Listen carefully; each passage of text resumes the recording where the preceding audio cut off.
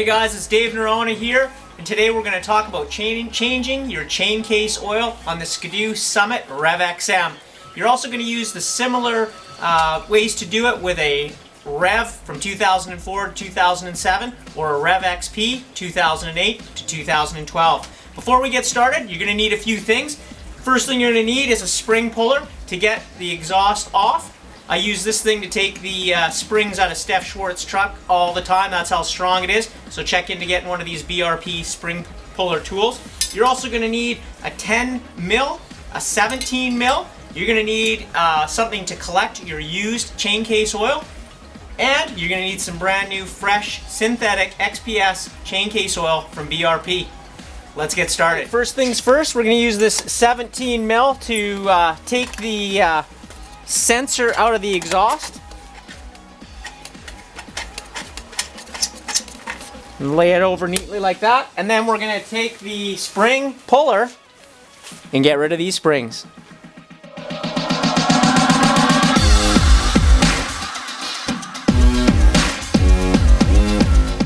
Right, so you can see we've taken off the exhaust, and now we're looking at our chain case. We're going to remove the 10 mil bolts. And we're also going to remove the electronics, and we've also put underneath the chain case, below the drain plug, a place to collect our used oil.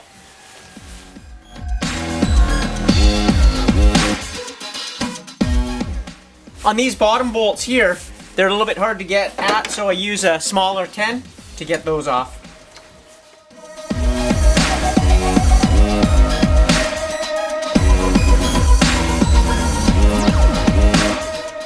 As you can see now, this is your chain case coming off your secondary here and using the chain to go down to your drivers if you've never seen it before. I always like to take the cover right off, other than just loosening enough to change the oil and then hand tightening this, because it's always nice to get in here and just have a look at your chain, make sure it looks good, and also that the tension is good.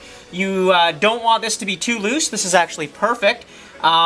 Or too tight. If you do open up your chain case and you find either your chain's too loose, then you need to adjust it with the chain tensioner, and you're going to use that 17 mil to back this out, and then you're going to hand tighten this so that you get the right tension on the chain. I also use a 5/16 to take out the magnetic plug that actually lets you know that you've got enough chain case in there, and clean it off as well. And then wait to install this. It's the last thing you do after we put in the fresh chain case oil. Because this is looking so good and I don't need to do anything to it, I'm just going to clean it up with a little bit of a rag, put the chain case back on, and we're ready to add the new synthetic XPS chain case oil. Before we install the chain case cover back on, we're actually going to remove this with a screwdriver. It's the rubber filler cup. And we're going to take that off and set it aside, and that's where we're going to pour the chain case oil in when we get it installed.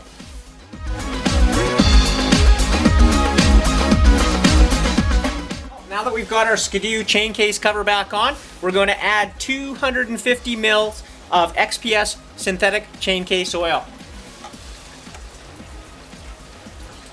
And while we're doing that, we have left our magnetic plug open so that we can ensure that we get the right amount of oil. There should just be a little bit of oil coming out there. Then you can tighten that bolt up. Replace your filler cup and hose back on. Put your exhaust back in. Make sure the sensor is in and all the springs. And then you're ready to go riding. As you can see, it's pretty simple and easy to do your own chain case oil. And it also ensures that you can check your chain and make sure the tension's properly set. If you're uncomfortable doing this, of course, you can take it to your reputable Ski-Doo dealer. Have a great ride out there.